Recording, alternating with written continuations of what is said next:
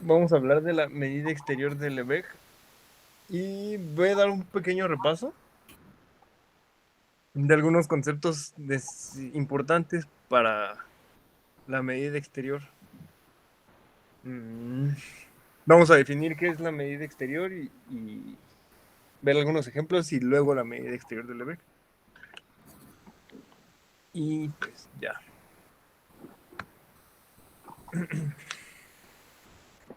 Vamos a decir que un conjunto es acotado. Aquí esto se me fue. Un conjunto es acotado si es no vacío, un subconjunto de R. No vacío. Si existe un número real, tal que para todo elemento de A, n está por debajo de cada de todos los elementos de A. O sea, x para todo elemento x de A, x es mayor o igual que este m que encontramos. Y a este m le vamos a decir cota inferior de A. Y pues es importante observar que si A está acotado inferiormente, o sea, si tiene una cota inferior, entonces podemos encontrar muchas cotas inferiores. Mm, ujú. Y vamos a ver la definición de ínfimo. Tenemos otra vez un subconjunto no vacío de los reales y un número real B se llama ínfimo de A. Si B es la máxima cota inferior de A, es decir, que si M es también una cota inferior de A, entonces B queda por encima de M. Vamos a suponer, por ejemplo, un segmento y pues por acá puede estar el, el M. Entonces la mínima cota inferior que estaría como por acá va a quedar por debajo de... Ay, ay, no sé qué pasó. Va a quedar pues más bien la máxima cota inferior va a quedar por encima de, de cualquier otra cota inferior. ¿Sí? ¿Hay Ujú. alguna duda? Sí, no. ¿Sí? Bueno. Todo bien. Sí, un comentario. Ajá, Ahí en tu definición, sí, bueno, estableces que B es la máxima cota inferior de A. sí. Y según ahí dices que eso es lo mismo, porque dices, es decir, si M está en R, es cota inferior de A. Te faltó el detallito, ¿no? De que sea la máxima. O sea, ahí estás diciendo que M es cota inferior, porque M es menor o igual que B. Ajá. ¿Ves Este, el ínfimo? bueno, ahí no está muy claro, pues, la partecita esa. Ok. A ver, déjame ver. Sí, porque nada, falta hacer la comparación con los elementos de A. Nada más ahí en esa partecita. Ah, Porque Pero dices, más bien está, es que dices M está en R, es sí, cota inferior de A, entonces, en efecto, M tiene que ser menor o igual que B. sí. Pero además hay que decir que el B tiene que ser también cota inferior de A. pero ya lo dice, ¿no? Dice que ese elemento B es la máxima cota inferior. Sí, pero lo que quiere Pero decir acá es en de el que léxico. toda esa parte anterior, Sí, toda la aquí. parte anterior, se supone que lo está traduciendo en la Ajá. parte que sigue, exactamente en lo que tiene ahí subrayado, en lo que tiene ahí marcado. Se Sí, supone que esa parte dice todo lo anterior. sí, es cierto. ¿Sí me explico? Sí. Sí, Entonces, cierto. por supuesto, ahí son dos cosas que hay que decir ahí. Una, que precisamente B tiene que ser menor o igual a todos los elementos de A, para que sea precisamente cota inferior. Ujú. Y luego lo que tienes ahí marcado. Sí, Lo que tienes ahí marcado significa que es la máxima de las cotas inferiores. Entonces, además ahí hay que ser preciso con respecto a lo que estás diciendo de manera anticipada. sí. Bueno, no sé si me explique, No, pero sí, sí, sí, sí, se explica. Gracias. ok. Bueno, vamos a usar esta propiedad de el ínfimo. Si A y B son subconjuntos no vacíos de R, tales que A está contenido en B, entonces el ínfimo de B es menor o igual que el ínfimo de A. ¿Mm? O sea, hay elementos de B que no están en A, entonces esos elementos pueden ser todavía más pequeños que los que están en A. Entonces el ínfimo de B es menor o igual que el ínfimo de A. Y, y esta otra también es muy útil. Si A es no, un subconjunto de R no vacío, entonces B es el ínfimo de A. Si es solo si para cada epsilon positivo existe X sub epsilon, porque depende de este epsilon, en A, tal que B más epsilon es mayor estrictamente que este elemento que encontramos en A. Ujú. Creo que está medio truculenta esta, esta equivalencia, pero es muy útil. ¿Hay alguna duda? ¿Comentario? Pues nada más hay que hacer hincapié, ¿no? De que siempre en ese tipo de cuestiones, Sí. el conjunto A tiene que estar acotado inferiormente. Ah, sí, cierto. No siempre, porque si no, ya se va al menos infinito. Sí, Nada más hay que hacer hincapié en eso. sí, en que A está acotado inferiormente.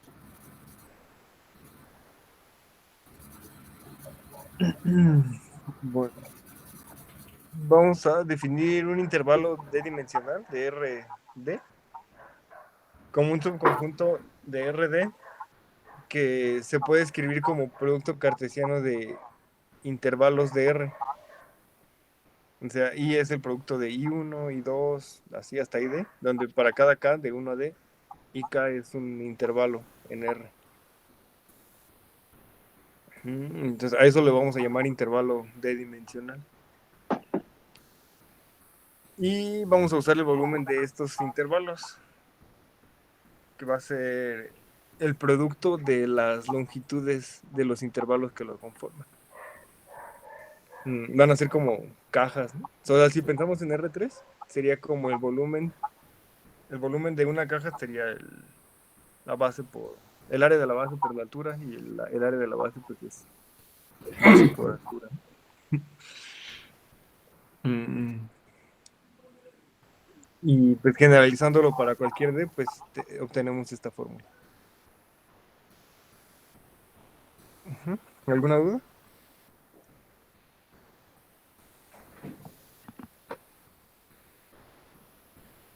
Bueno,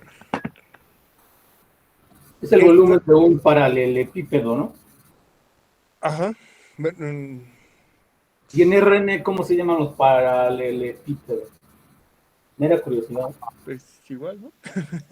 Nada más que son de dimensiones, para el epípedo de dimensión, ¿no? Ok.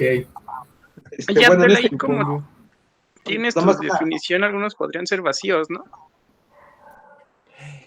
Sí, creo que sí falta especificar que cada AK es menor que BK, Sí, correcto. es cierto. nada más una cuestión, ¿no? En realidad es un rectángulo, ¿no? Es Ah, un rectángulo.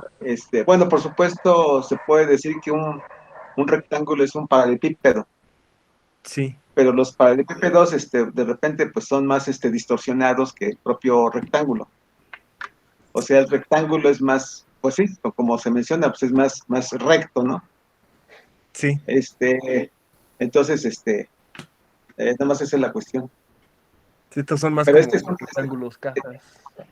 sí, sí son rectángulos, exactamente. Ujú. Bueno. Y creo que esto es una proposición. Si A y B son numerables, son conjuntos numerables, entonces la unión es numerable y el producto cartesiano es numerable. Aquí lo que necesitamos es, o como vamos a usar esta proposición, es que si A es numerable, entonces existe una numeración o podemos encontrar una numeración de los elementos de A.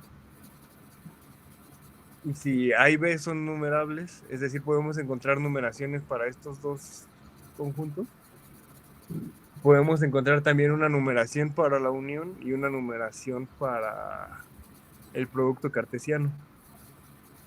Entonces, es en ese sentido en que la vamos a utilizar. No, que es lo mismo, pero igual creo que vale la pena mencionarlo.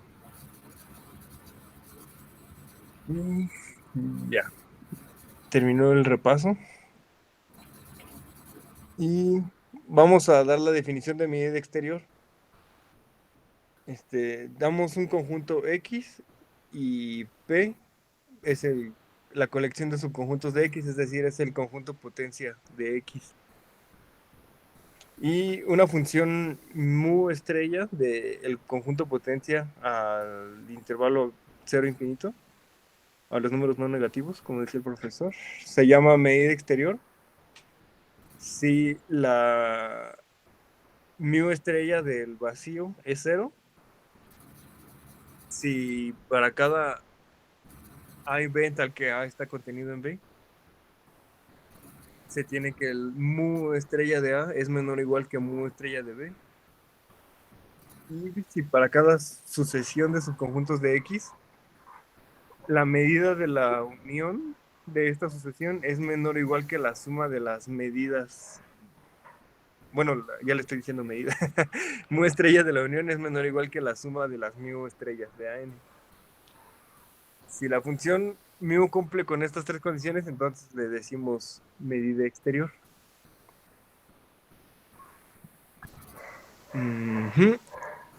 ¿Hay alguna duda con la definición? ¿O algún comentario?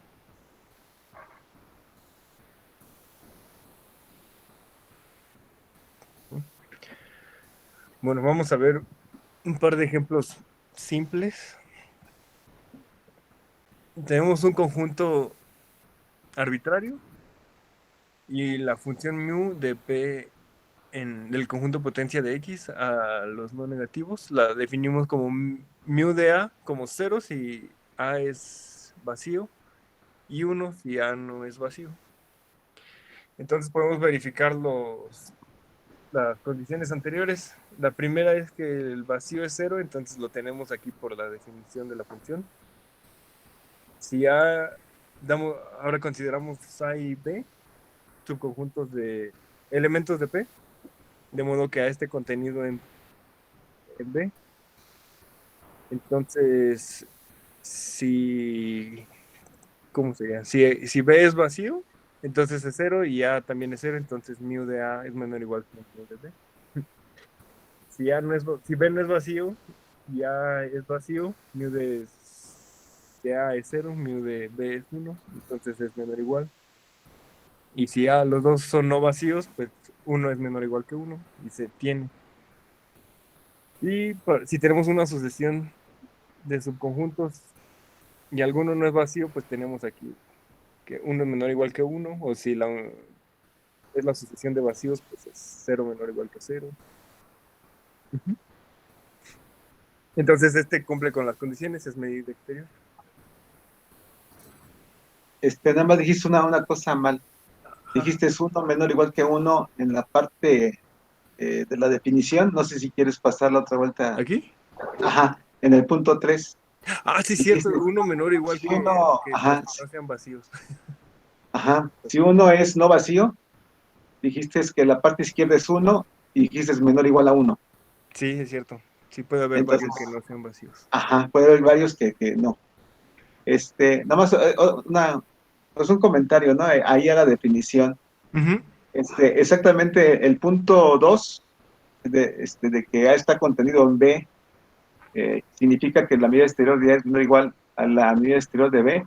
Hay que recordar que se llama que tiene la propiedad de ser no decreciente. Ajá. Así es como se dice, ¿no? Es no decreciente. Esa propiedad. Y la propiedad 3, que ya la había mencionado en la reunión anterior, Sí. significa que es la subaditividad Subaditividad. numeral. Nada más hay que comentarlo para irnos acostumbrando a los conceptos, ¿no? Sí. Ok, nada más eso. Bueno. Otro ejemplo que tenemos es igual un conjunto arbitrario y la función del conjunto potencia a los no negativos. Ahora la función es 0 si A es numerable y 1 si A es no numerable. Y pues el vacío es numerable, entonces es 0. Bueno, este yo creo que ya no me voy a detener tanto. Creo que este se puede verificar fácilmente en papel. Y vamos con este otro ejemplo. Si X es un conjunto arbitrario y la función mu da igual del potencia a los no negativos, con la función dada con 0 si A es finito, mu de A es 0 si A es finito y 1 si A es infinito. Aquí tenemos que mu estrella no va a ser medida exterior porque podemos escribir, podríamos considerar, por ejemplo, en esta parte, una sucesión de subconjuntos de X, supongamos subconjuntos finitos, pero supongo que hasta diferentes. Podemos suponer X un conjunto infinito y una sucesión de subconjuntos de X, tales que, no sé, supongo que la sucesión cubra todo X, pero todos los conjuntos, cada uno de los AN son finitos. Entonces, ¿cómo está? Ajá, vamos a tener que la unión, como suponemos que los ANs cubren a X, va a ser la medida de X, el cual supusimos que es infinito, va a ser 1, menor o igual que la suma de las medidas de los conjuntos, bueno, no medidas porque no es medida, de los μ's de AN, pero cada AN es finito, entonces va a ser 0 aquí la suma. Y tendríamos 1 menor o igual que 0. Entonces, por eso esta mu estrella no puede ser medida exterior, no es medida exterior. Perdón, ¿podría repetir ese último argumento? Ajá. Suponemos un conjunto X arbitrario infinito. Ok, Y una sucesión de conjuntos tal que la unión de estos conjuntos nos da X completo. ok, Pero cada conjunto de esta sucesión es finito. ok, Entonces, cuando queremos evaluar esta propiedad, la unión de los AN nos va a dar X. correcto, Y X es infinito, entonces aquí esto va a valer 1. correcto, Y aquí cada uno de estos va a ser 0, porque cada uno de los ANs es finito. Entonces la suma de puros ceros nos va a dar 0. Aquí, y acá vamos a tener 1. O sea, 1 menor o igual que 0. Entonces no se cumple esta propiedad. Ah, muy bien, gracias. Entonces tendríamos que mu estrella no es medida exterior, en este caso, definida como está aquí.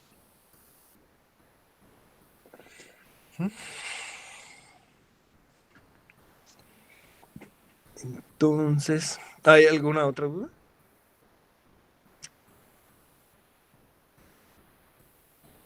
No.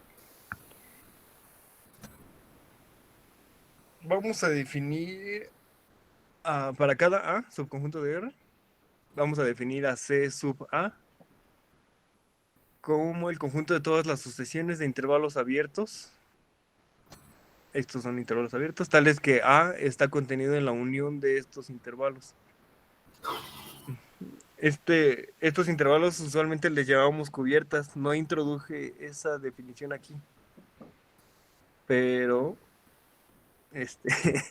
a estas sucesiones que contienen a los subconjuntos de R les llamamos cubiertas. Entonces, C, creo que tampoco escribí explícitamente cómo es C. C es la colección de todas las cubiertas de A. C sub A es la sucesión de la colección de cubiertas de A.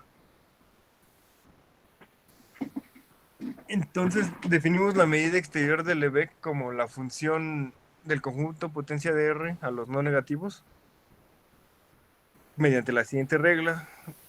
Lambda estrella de A va a ser el ínfimo observemos, el ínfimo de las sumas de cierta familia de intervalos. Estos intervalos son cubiertas de A. Esta A es mayúscula. Ahí se me fue un dedazo. Es decir, es el ínfimo sobre las cubiertas. El ínfimo se está tomando sobre esta colección.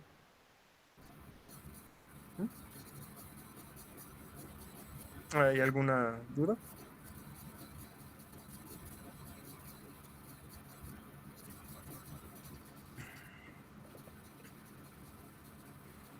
¿Algún comentario? ¿No? Bueno. O sea, sería más bien ahí como que el ínfimo sobre la longitud, bueno, sobre las sumas o longitud, no sé cómo se puede ver, Ajá, de o sea, sobre las las... cubiertas, ¿no? Ajá, el ínfimo de estos números. De toda la suma completa sobre la colección. Pero pues esta suma va a salir, está indexada con los naturales, no, eso no tiene nada que ver. La suma, o sea, la suma corre sobre la cubierta. Ujú. Entonces, el ínfimo sobre las sumas, al final es como tomar el ínfimo sobre las cubiertas, creo yo. Porque vas a evaluar cada cubierta en la suma de las longitudes. Para cada cubierta obtienes una suma de esto. Un numerito. Ajá. Porque es importante, creo, hacer recalcar esa parte, que cada una de estas sumas corresponde a cada cubierta. Porque necesitamos verificar pues, las propiedades de la medida exterior y la contención. Bueno, la contención y bueno, ahorita vemos, ¿no? Bueno, hasta aquí. ¿Estamos bien? Sí, bueno, Bueno. yo sí. Entonces vamos con la primera proposición sobre la función que ni siquiera sabemos. Le decimos medida exterior de Lebesgue, pero todavía no sabemos estrictamente que ya es una medida exterior, entonces hay que probarlo. La medida exterior de Lebesgue, o la función lambda estrella, es una medida exterior. Debemos verificar que la medida del vacío, bueno, que el lambda estrella del vacío es 0. Si A está contenido en B, que es un subconjunto de R, o sea, hay B subconjuntos de R tales que A está contenido en B. Entonces lambda estrella de A es menor o igual que lambda estrella de B. Y dado una sucesión AN de subconjuntos de R, entonces lambda estrella de la unión es menor que la suma sobre N de lambda estrella de AN. Vamos a hacerlo. Primero lambda estrella del vacío. Sea 0. Para cada epsilon positivo podemos hallar una sucesión de intervalos que cubran al vacío. O sea, el vacío siempre va a estar contenido en cualquier subconjunto, ¿no? Es un subconjunto de cualquier subconjunto. Entonces, en particular, va a ser de cualquier sucesión de intervalos. Aquí no lo anoté, pero supongo que podríamos tomar la sucesión.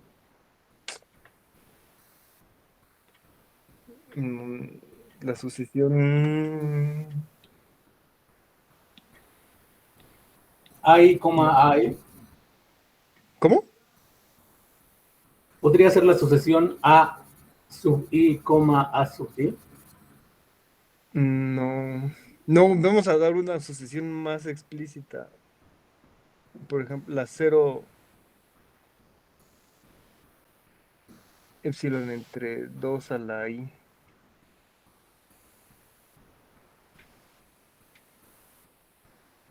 el vacío va a estar contenido aquí. Para cada epsilon en esta colección, el vacío va a ser un subconjunto de la unión de todos estos.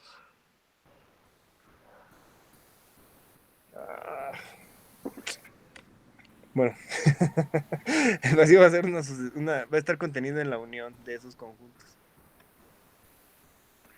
Y la medida de B, bueno, la medida,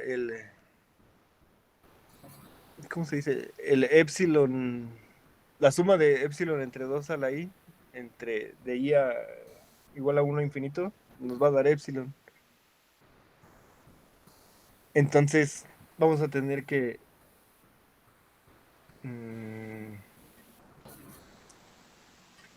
voy a regresar a la definición.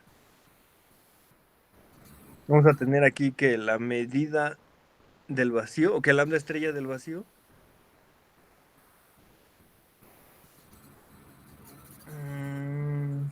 no es cierto, no es cierto.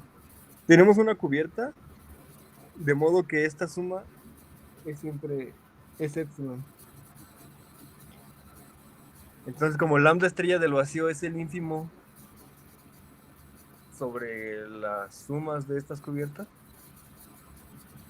y es menor que... Y para cualquier epsilon que nosotros demos, podemos encontrar un epsilon que quede por encima de estas sumas. Vamos a tener que la medida o que el lambda estrella del vacío es menor o igual que 0. Pero la función lambda estrella es no negativa, entonces tiene que ser 0.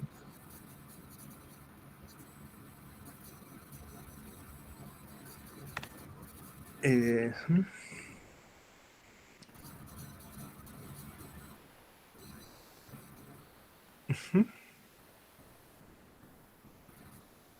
sí, o sea, para todo epsilon que nosotros demos, epsilon está en el conjunto bueno, en las sumas sobre las cubiertas. Porque podemos construir esta sucesión de cubiertas. Entonces, tomando el ínfimo de esa colección, el ínfimo va a ser 0 porque siempre es epsilon positivo.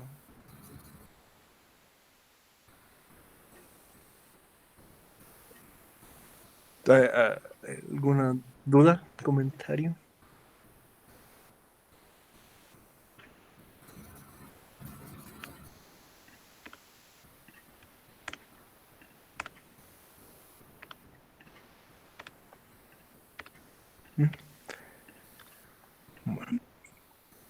Bueno. Vamos a mostrar que lambda estrella de A es la menor o igual que lambda estrella de B cuando A es un subconjunto de B, cuando A está contenido en B. Tomamos A y B subconjuntos de R, tales que A esté contenido en B. Entonces consideramos esta sucesión de conjuntos tal que B esté contenido en la unión. Entonces, como la contención es transitiva, lo comentaba hace un rato, ¿no? A está contenido en B está contenido en la unión, entonces A está también contenido en la unión. Como la sucesión fue arbitraria, entonces para cada sucesión que nosotros demos que contenga B, A también va a estar contenido ahí. Es decir, las sucesiones que cubren a B también cubren a A, porque A es un subconjunto de B. Es decir que, entonces el conjunto C sub B está contenido en el conjunto C sub A por como fue definido en términos de las cubiertas. Entonces, como el ínfimo lo tomamos siempre sobre las cubiertas, utilizando la propiedad del ínfimo de que si A está contenido en B, entonces el ínfimo de B es menor o igual que el ínfimo de A. Obtenemos que pues es el resultado que estamos buscando. ¿Alguna duda?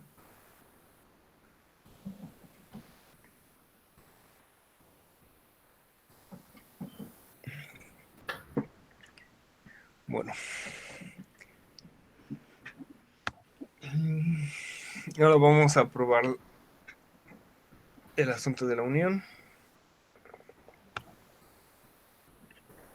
Tomamos una sucesión arbitraria de subconjuntos de R. Si la suma de los lambda estrellas es infinito, pues ya, terminamos, ¿no? Porque el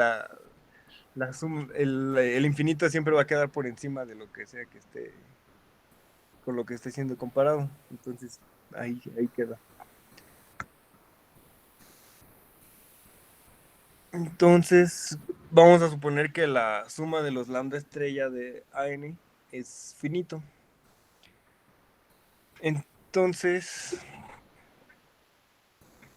para cada epsilon, bueno, damos epsilon positivo, y para cada n podemos encontrar una sucesión ANI, BNI, de intervalos, de AN. O sea, esta sucesión es una cubierta de cada, del conjunto AN.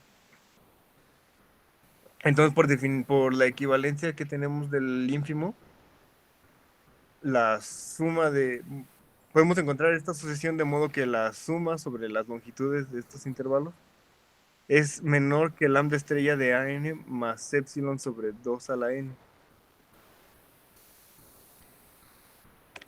Esto es por el asunto del ínfimo que hicimos en el repaso.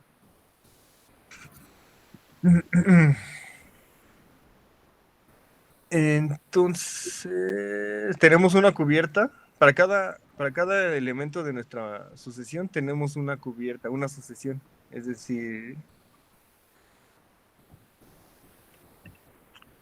que tenemos una sucesión de sucesiones.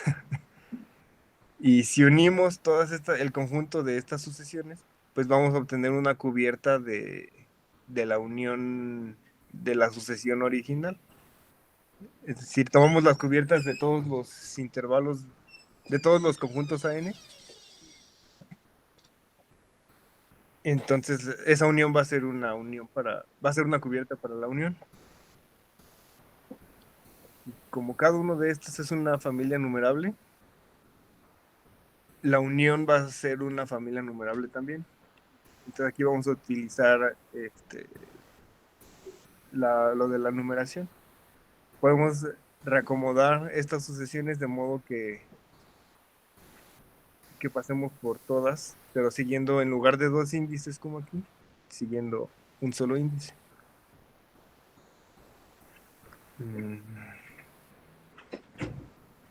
Y entonces la suma, ahora consideramos la suma de las longitudes de estos intervalos, la suma sobre J, pero con la numeración que podemos encontrar. La suma sobre J de BJ menos OJ va a ser menor que la suma sobre N de los lambda estrella a N, porque así fue como pedimos a cada una de estas sucesiones, que fuera menor que lambda estrella de epsilon de lambda estrella más epsilon sobre 2 a la N. Entonces, desarrollamos las sumas por separado. Esta suma nos va a dar solo epsilon. Y esta suma se va a quedar igual. Entonces, la suma sobre las longitudes va a ser menor que la suma sobre lambda estrella más epsilon para todo epsilon que nosotros demos. De aquí concluimos que que lambda estrella de la unión va a ser menor o igual que la suma de los lambda estrella de AN.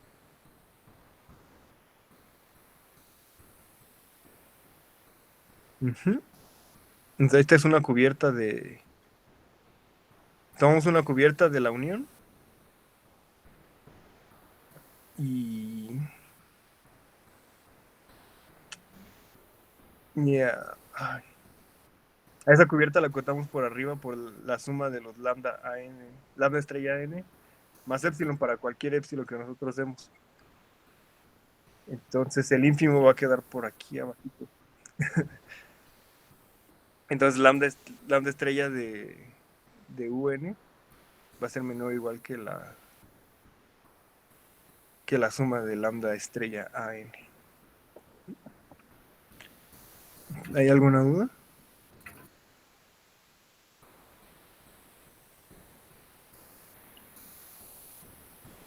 ¿Algún comentario?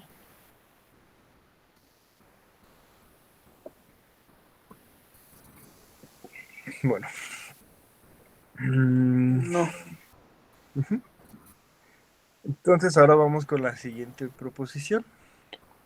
Ya sabemos que la medida exterior definida como fue definida es una medida exterior. Ahora vamos a ver que esta función asigna a cada subintervalo i de R con su longitud.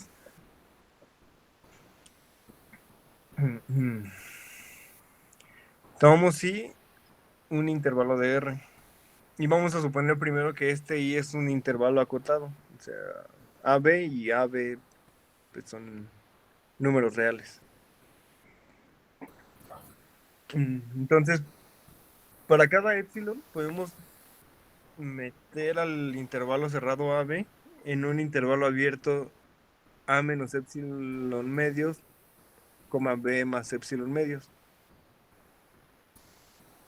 Entonces, este solo intervalo sirve como cubierta del intervalo AB. Entonces, la medida exterior de AB va a ser menor que la longitud de este intervalo, que va a ser B menos A más epsilon. Como esta desigualdad se cumple para todo epsilon positivo, tenemos que lambda estrella del intervalo cerrado es menor o igual que B menos A. Entonces ahora queremos acotarlo por B menos A del otro lado. Entonces consideramos una cubierta del intervalo. Ahí digamos AI, BI es una sucesión de intervalos. Entonces vamos a utilizar la compacidad de AB porque tenemos una cubierta, entonces podemos encontrar I1, I2 y K, de modo que el intervalo AB esté contenido en la unión desde J igual a 1 hasta K de A, I, J, B y J. Tenemos una cubierta finita. Entonces,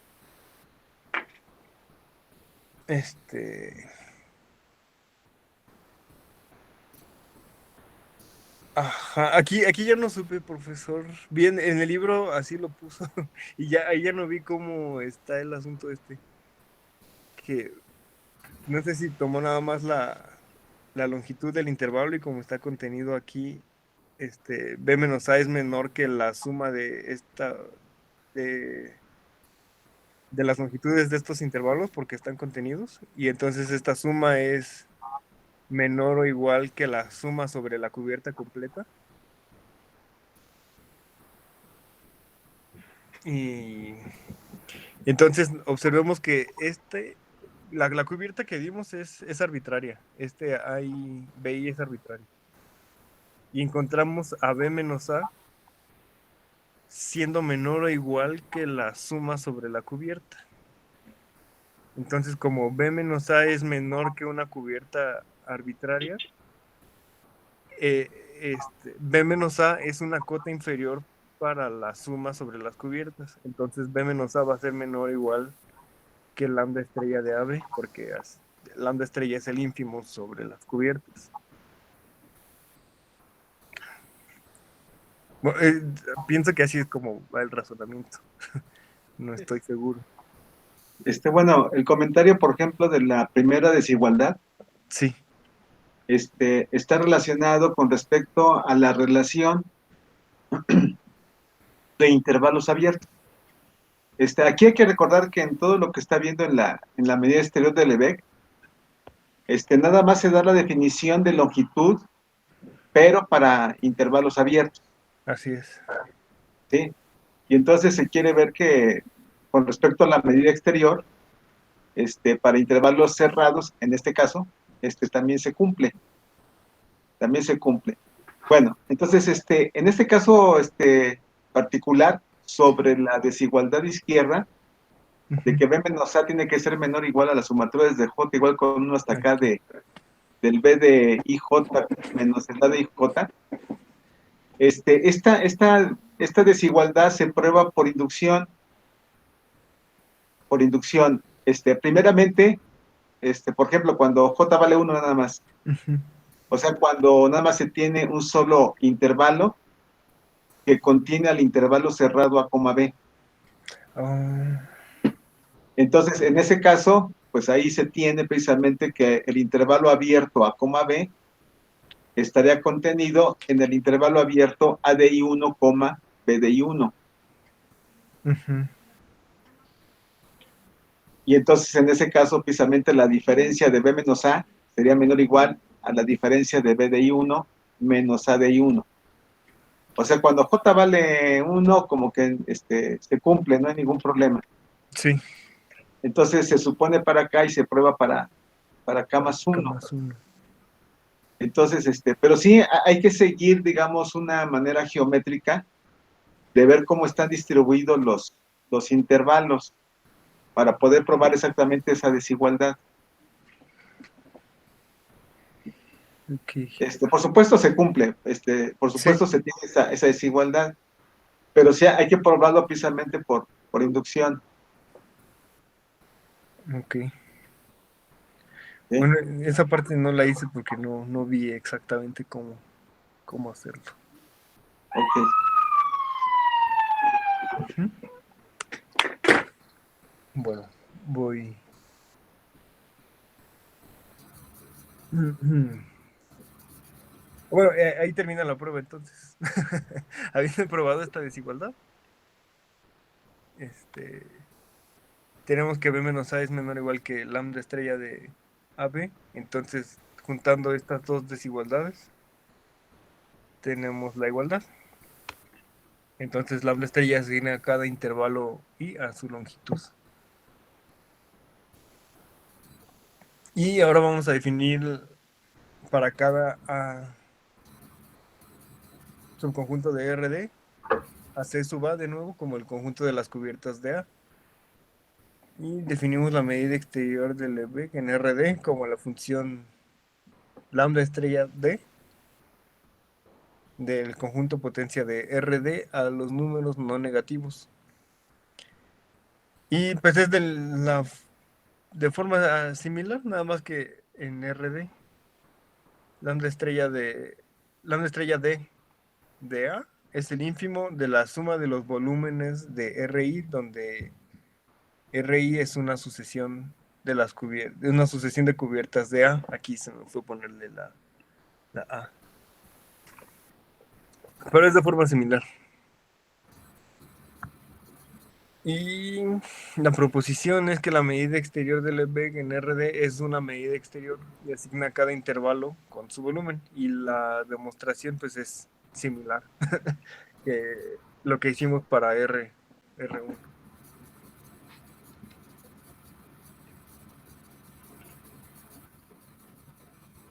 Y ya. Ahora con la siguiente definición. Dado un conjunto X y μ estrella una medida exterior sobre X, decimos que un subconjunto B de X es μ estrella medible o medible respecto a μ estrella. Si para todo subconjunto de X se cumple que μ estrella de A, o sea, del que no estamos hablando, μ estrella de A es igual a μ estrella de A intersección B más μ estrella de A intersección B complemento.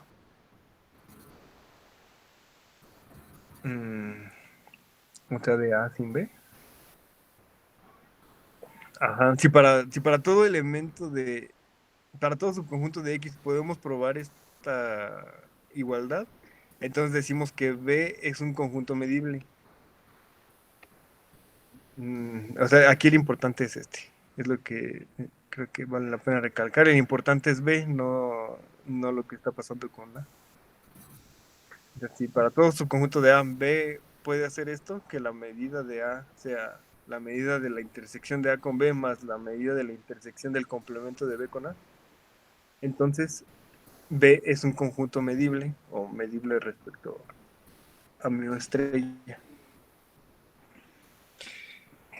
Entonces, para verificar que B es un conjunto mu estrella medible, la subaditividad, que es una de las cosas que le pedimos a la función mu estrella, implica que mu de A estrella es menor o igual que mu de A intersección B más mu de A intersección B complemento, porque A está contenido en la unión de A intersección B y A intersección B complemento. Entonces, esto se tiene ya por default.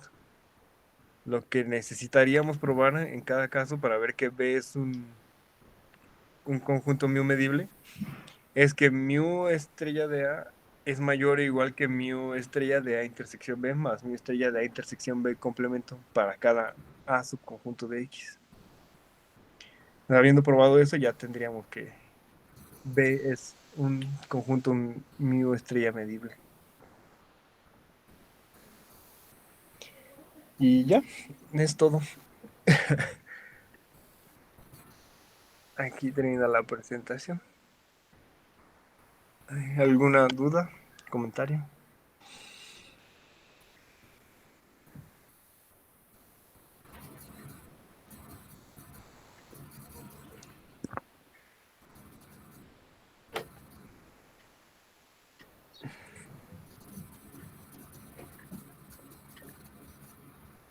La diferencia entre medida exterior y medida normal, ¿cuál es la principal diferencia? No La sabía. medida normal me parece que está definida sobre una sigma álgebra, ¿no? Y la medida Sí, exterior está definida sobre el conjunto potencia. sí, cierto. Y la medida exterior tiene la aditividad y la exterior tiene la subaditividad. Vale, sí, gracias. Bueno. Entonces voy a dejar de compartir la pantalla. Antes podrías regresarle a una pantalla anterior, por ahí me faltó algo notado. ¿Aquí? No, antes. En la última demostración. Esa.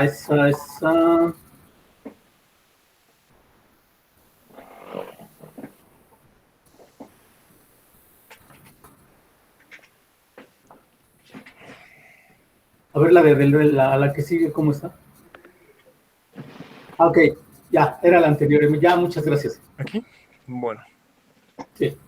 Entonces voy a dejar de compartir la pantalla. Ok, perfecto. Muchas gracias.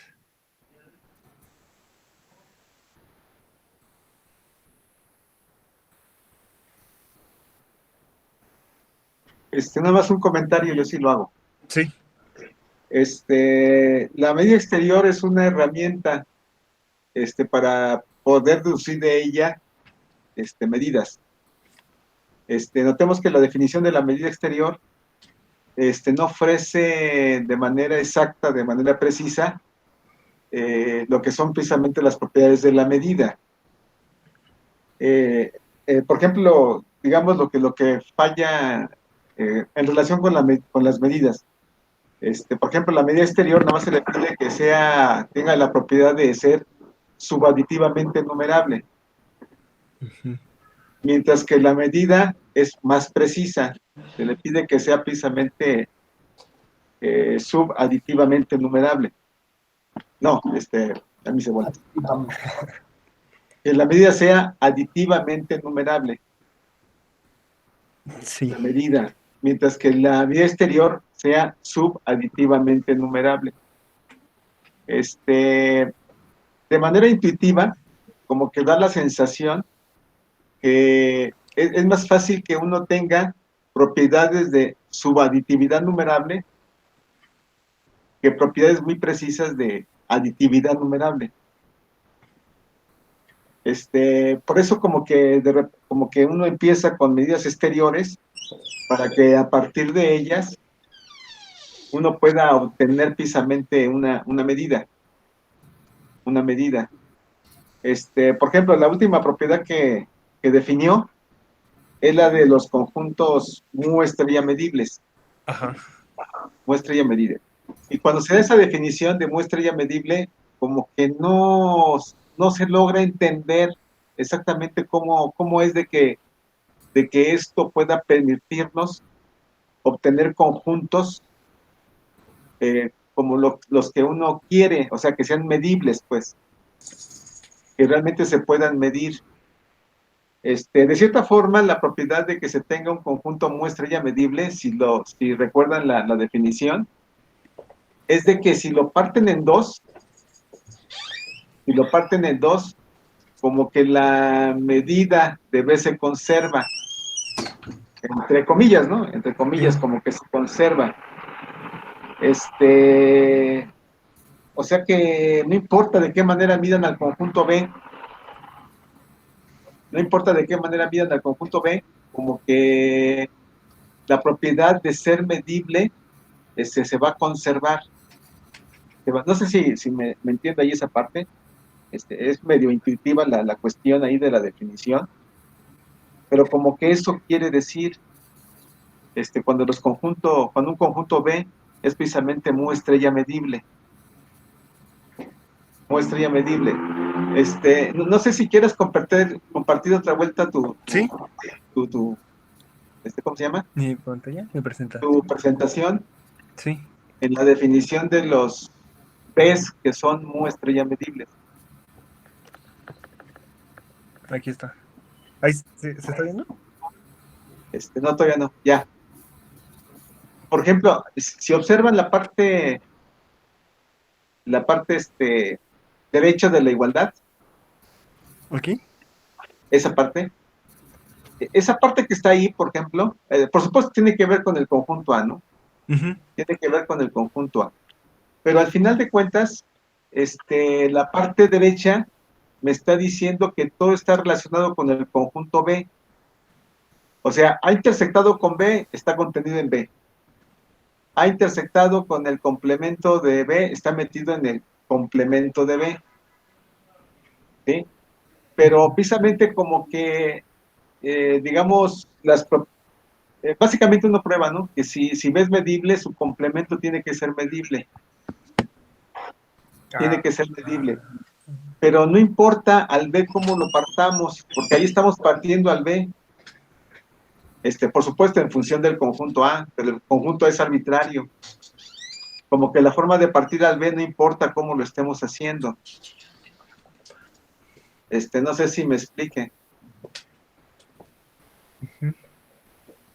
Pero como que, digamos que la manera de influir en el conjunto B para que sea medible, ¿verdad? Significa que no importa cómo lo estemos partiendo al B, en función del A, por supuesto. No importa cómo lo partamos. Al final de cuentas, como que se va a poder medir ese cacho que uno tiene. Es medio complicado de entenderlo, como que se ve medio ahorita, ¿no? Por supuesto. Cuando se construya lo que es precisamente la medida, en función de la medida exterior, ahí vamos a ver exactamente por qué se le llama a estos conjuntos medibles, porque estos sí nos van a servir. O sea, estos conjuntos van a formar una sigma álgebra y la medida exterior restringida a esta sigma álgebra va a dar la medida exactamente que uno quiere. ¿Sí? Uh-huh. Entonces, se ve medio raro porque estos conjuntos nos van a servir para formar esa sigma álgebra. Pero es algo así más o menos, ¿no? Que no importa, si tenemos un conjunto que va a ser medible, pues no importa cómo lo partamos, esa parte siempre va a ser como que medible. Por supuesto, junto con su complemento que está ahí partido también, ¿no? En función de la...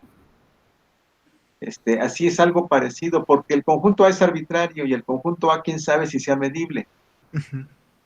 Ese es el detalle. No sabemos si el conjunto A es medible. Pero el B sí. Y básicamente dice que las partes o los cachos en donde en donde se está partiendo el B con respecto al A, esos van a ser precisamente bien medibles, pues, esos cachos. Eso es más o menos lo que dice. Vuelvo a repetir, como que la idea está medio rara ahí.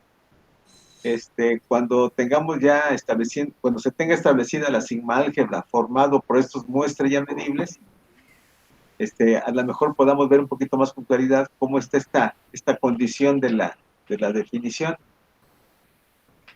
Y el otro comentario es sobre la medida de Lebesgue, en donde, por ejemplo, en los reales, en donde establece que la medida de Lebesgue asigna a cada intervalo su longitud. Aquí nomás se ve que sea el comentario, Abdel nada más lo puso para intervalos cerrados, Sí. pero también se cumple para intervalos semiabiertos o semicerrados, como quieran decirle. También, básicamente porque precisamente ya todo intervalo semi-intervalo, perdón, cada intervalo semiabierto o semicerrado va a contener un intervalo cerrado o abierto, pues ya muy próximo a él, o sea, casi del mismo tamaño. Y entonces, por eso, de alguna manera, no importa si el intervalo es abierto, cerrado, semiabierto, básicamente la medida de esos intervalos coincide con su longitud. Con su longitud. No hizo comentarios sobre la parte de intervalos que no sean acotados, por ejemplo. Ah, sí, cierto, sí, ahí se me fue. Los no acotados los podemos describir como uniones de intervalos acotados. Exacto. Entonces, ¿con qué? Con esta propiedad. Bueno, no, ¿con qué? Sí, ¿no? Con... o... Sí puede ser con las dos propiedades, la segunda y la tercera. Ah, sí, pues sí. Si es unión de intervalos acotados. No, no es cierto. No, no, perdón. No creí que lo tenía, pero no. Bueno, por supuesto, la longitud de un intervalo no acotado, ¿cuánto tiene que valer? Pues infinito. Pues sí tiene que valer infinito, ¿no? No hay vuelta de hoja. Lo tendríamos aquí. Ajá. Entonces, nada más ese comentario. Con respecto a cuando uno tiene rectángulos, digamos, ya en RD, pues también tiene su chiste, ¿no? Ahí tratar de probarlo. Sí. No es de que sea difícil, pero sí es un poquito tedioso andar escribiendo toda la demostración. Básicamente es similar que la parte real, pero pues obviamente aquí hay que tener más productos cartesianos, exactamente de productos cartesianos de intervalos, ¿no? Intervalos abiertos o cerrados, o como quieran trabajarlos. Entonces se hace un poquito también tedioso estar escribiendo la demostración como tiene que ser, pero por supuesto se cumple lo mismo, que exactamente la media exterior del Lebesgue asocia a cada rectángulo su volumen. ¿Sí? Pero es un poquito tedioso andarlo escribiendo. En la manera como viene el con, pues también no lo desarrolla todo de manera completa. Pues lo hace también de alguna manera hasta medio platicada, ¿no? Algunas cosas. Sí. Pero sí, ya si uno lo trata de escribir bien, sí es un poquito tedioso y un poquito largo, ¿no? Para entenderlo, porque hay que hacerlo, como vuelvo a repetir, hay que hacerlo casi como factor con factor. O sea, básicamente hay que dar cubiertas de intervalos abiertos para cada uno de los factores del rectángulo que uno tiene. Entonces, ahí la notación se hace muy tediosa si uno quiere hacerlo bien. Entonces, nada más ese es el comentario, ¿no? Que quería hacer. Pero Ajá. sí es cierto, o sea, la medida exterior del EDEC asociado a cada rectángulo le asocia su volumen. Entonces, sí es cierto esa parte. Bueno, nada más. Bueno. Ya dejo de compartir. De acuerdo.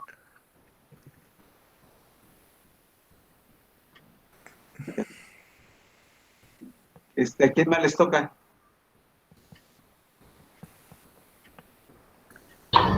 Sí, me toca a mí, profesor. Ok, ¿traes algo o no? No lo tengo todavía listo, entonces me gustaría presentar la próxima clase el viernes. Ok.